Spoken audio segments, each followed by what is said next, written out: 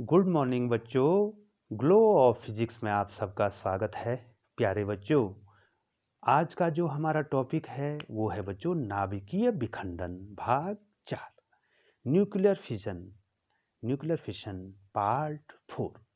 प्यारे बच्चों, इससे पहले जो है आपने जो है 3 भाग जो हैं इसके पढ़ लिए हैं बच्चों, और आज चौथे भाग में हम आपको परमाणु बम के बारे में बताने वाले हैं बच्चों। तो बच्चों सॉरी, क्योंकि बच्चों इससे पहले जो है हमने जो है 2 बार जो है ये वीडियो बनाने की कोशिश की और इसमें आवाज़ नहीं आई। तो हम जो है जो ये हमने समझाया है पहले आप देख रहे होंगे बच्चों, इसको पुनः आपको समझा रहे हैं। वंस अगेन सॉरी बच्चों। तो बच्चों आज का जो हमारा इंटरेस्टिंग चैप्टर है या जो हमारी वीडियो है बच्चों, वो है बच्चों परमाणु बम के बारे में बच्चों। तो बहुत जिज्ञासा होगी कि परमाणु बम होता क्या है और कैसा उसका सिद्धांत है बच्चों।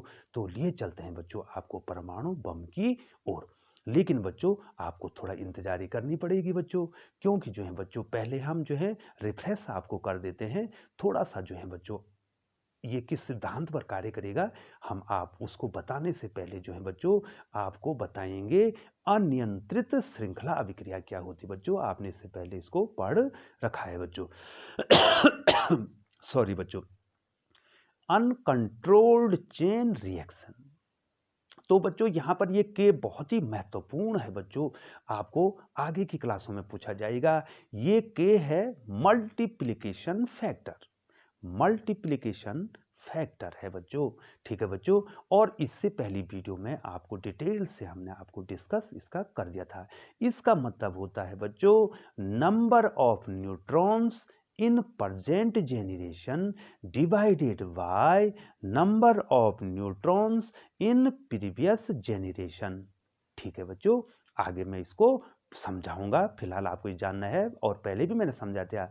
इसमें अगर के का मान 1 से बड़ा आ जाता है बच्चों, तो ये होता है बच्चों अनकंट्रोल्ड चेन रिएक्शन, अनियंत्रित श्रृंखला अभिक्रिया बच्चों। तो इसमें क्या होता है बच्चों, पहला देखिए मैंने ये पॉइंट आउट कर रखे हैं, ये पहले भी मैंने पढ़ा रखा है बच्चों, ये इस वीडियो में आवाज नहीं आई थी। The chain reaction accelerates resulting in an explosion. अर्थात अगर के का मान 1 से बड़ा हो जाता है तो क्या हो जाता है, जो श्रृंखला अभिक्रिया है वो त्वरित हो जाती है, एसिलरेट्स हो जाती है, और इसका परिणाम रिजल्टिंग इन एन एक्सप्लोजन, इसका ये परिणाम निकलता है कि विस्फोट हो जाता है बच्चों। लेकिन बच्चों आपको ध्यान रखना पड़ेगा, इसमें जो विखंडनीय पदार्थ हैं, अर्थात आपके पास यूरेनियम है और प्लूटोनियम है, जो वही तो विखंडनीय पदार्थ है बच्चों।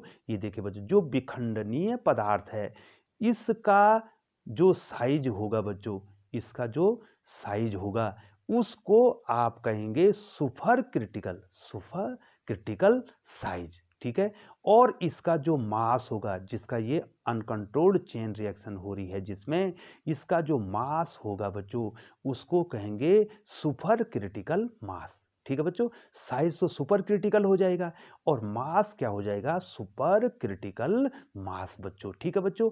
अब आपको 1 नंबर में परीक्षा में पूछा जाता है कि examples of uncontrolled chain reaction, अर्थात आपको चेन रिएक्शन जो अनियंत्रित श्रृंखला अभिक्रिया हो रही है उसका एक उदाहरण बताना है बच्चों।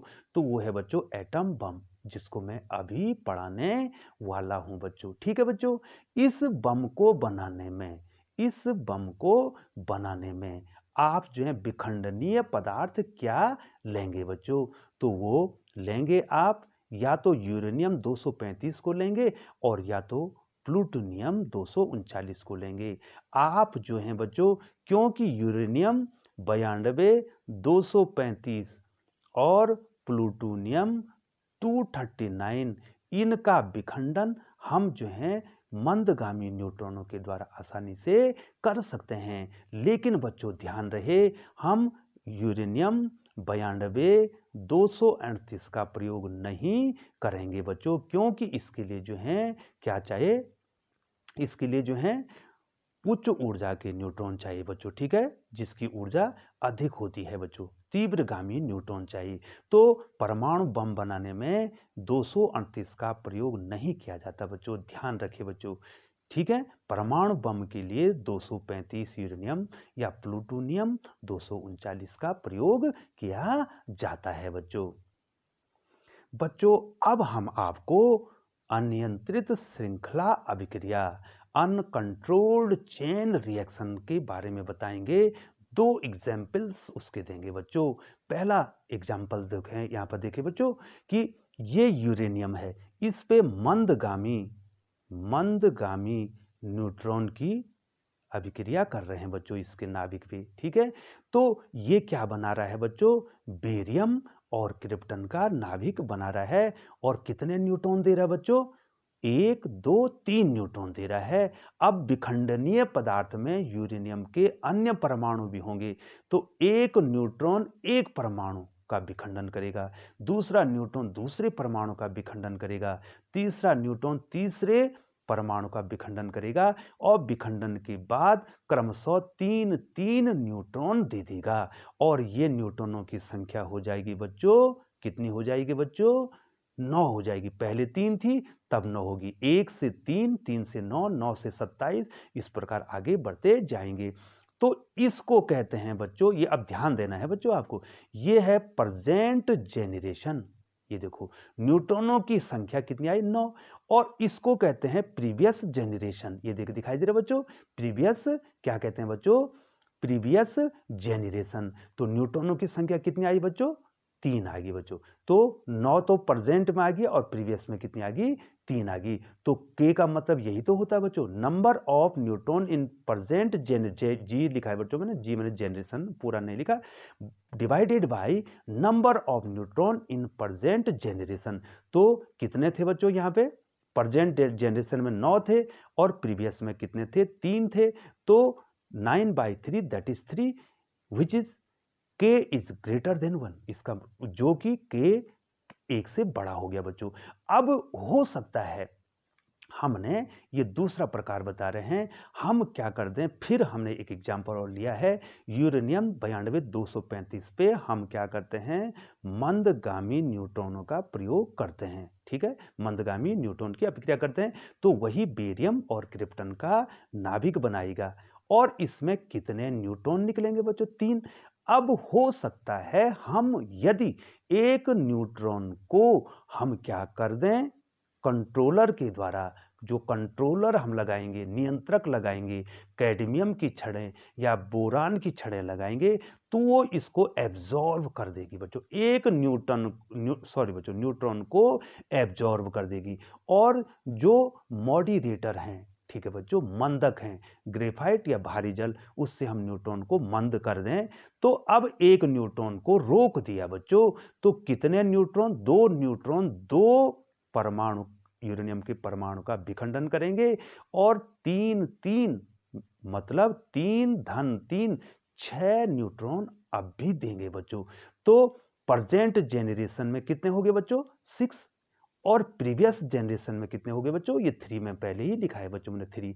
तो अब के की वैल्यू कितनी होगी बच्चों, 6/3। तो अब भी 2 हो रहा है, विच इज के विच शोज दैट के इज ग्रेटर देन 1। ये बता रहा है कि अब भी के का मान 1 से बड़ा है। तो अब भी क्या होगा, अनकंट्रोल्ड चेन रिएक्शन होगा बच्चों, अनियंत्रित श्रृंखला अभिक्रिया होगी। कब होगी, जब आप एक न्यूट्रॉन को, 3 में से एक न्यूट्रॉन को रोक भी दें, तब भी जो है श्रृंखला अभिक्रिया होगी, तब भी अनियंत्रित श्रृंखला अभिक्रिया होगी बच्चों। अब बच्चों अब लिए चलते हैं आपको परमाणु बम की ओर। तो बच्चों ये विखंडनीय पदार्थ क्या हो गए, यूरेनियम 92-235 और प्लूटोनियम 239। ये अब हम क्या करते हैं बच्चों, विखंडनीय पदार्थ के 2 टुकड़े करते हैं, विखंडनीय पदार्थ के 2 टुकड़े करते हैं, और इन टुकड़ों का जो 1 2 दिखाई दे रहा है बच्चों, 2 टुकड़े, इन टुकड़ों का जो आकार है, जो साइज है, वो क्रांतिक साइज से कम होता है। ये देखो क्रांतिक आकार से कम होता है। और इन टुकड़ों का जो द्रव्यमान है, वो क्रांतिक द्रव्यमान से कम होता है बच्चों, इसलिए ये हानि रहित होते हैं बच्चों, इनका विखंडन नहीं हो सकता है। ठीक है बच्चों, जिसका आकार क्रांतिक आकार से और जिसका द्रव्यमान क्रांतिक द्रव्यमान से कम होता है, उस विखंडनीय पदार्थ का विखंडन आप नहीं कर सकते हैं। ठीक है बच्चों, तो अब हम क्या करते हैं बच्चों, इन दो टुकड़ों को यदि मिला दें, ये देखो ये मिला दे बच्चों, ये 1 और ये देखो ये 1 और ये 2, तो जब हम इन दोनों टुकड़ों को मिला, ये देखो क्रांतिक द्रव्यमान इनका तो कम था बच्चों इन दोनों का, अब जब हम इसको मिला देंगे दो टुकड़ों को, तो इस संयुक्त टुकड़े का ये संयुक्त जो गोला बन जाएगा, इसका साइज, इसका आकार क्रांतिक आकार से बड़ा हो जाएगा और इसका द्रव्यमान क्रांतिक द्रव्यमान से बड़ा हो जाएगा। ठीक है बच्चों, और ये तुरंत क्या कर देगा, विस्फोट कर देगा। लेकिन अब इस आकार को ये देखो बच्चों, इन दो टुकड़ों को मिलाना भी तो है बच्चों, इतना आसान नहीं है इनको मिलाना। इन दो टुकड़ों को यहां पर तो हमने चित्र में बना दिया बच्चों। अब इसमें क्या होता है, इनको मिलाने के लिए सबसे पहले एक सघन आवरण बनाया जाता है। ये देख रहे हैं बच्चों, ये देख रहे हैं बच्चों, ये सघन आवरण इसमें हमने बना दिया। अब इन दो टुकड़ों को, ये देखो बच्चों, ये पहला टुकड़ा दिखाई दे रहा है, ये देखिए, और ये दूसरा टुकड़ा दिखाई दे रहा है। इसको यांत्रिक युक्ति से अर्थात जो मैकेनिकल डिवाइस है उसके द्वारा इन दोनों टुकड़ों को मिलाया जाता है। जैसे ये दो टुकड़े मिलते हैं तो इस संयुक्त जो गोला है इसका साइज जो है क्रांतिक साइज से ज्यादा हो जाता है और इसका द्रव्यमान क्रांतिक द्रव्यमान से ज्यादा हो जाता है और तुरंत, और ये बहुत ही खतरनाक हो जाता है बच्चों, खतरनाक हो जाता है और तुरंत विस्फोट करने लग जाता है और इस विस्फोट में अपार ऊर्जा निकलती है। और चूंकि ये रेडियो एक्टिव पदार्थ है, इससे क्या निकलेंगे, अल्फा बीटा और गामा डीके होगा बच्चों। ठीक है, और यहां पर जो है इस विस्फोट में जो टेम्परेचर होगा बच्चों वो 10⁻7 डिग्री का तापमान उत्पन्न करेगा। इतनी चमक होगी कि बहुत दूर दूर तक दिखाई देगा बच्चों, बहुत दूर से ये चमक दिखाई देगी। और ये जो विस्फोट जो है इतना प्रेशर डालेगा किसी वस्तु पे, आसपास की वस्तुओं पे, वो कितना प्रेशर होगा, लाखों वायुमंडलीय दाब का क्या करेगा, प्रेशर बनाएगा बच्चों। ये विस्फोट क्या बनाएगा, प्रेशर बनाएगा बच्चों। ठीक है, तो लाखों वायुमंडलीय दाब का प्रेशर ये बनाएगा बच्चों। अब जो है बच्चों इस परमाणु बम का जो है सबसे पहले प्रयोग अमेरिका ने किया था। ये जीके का प्रश्न है। 1945 में द्वितीय विश्व युद्ध में इसका प्रयोग किया गया था। 6 अगस्त और 9 अगस्त को जो है जापान के दो शहरों हिरोशिमा और नागासाकी में इसका प्रयोग किया गया था बच्चों।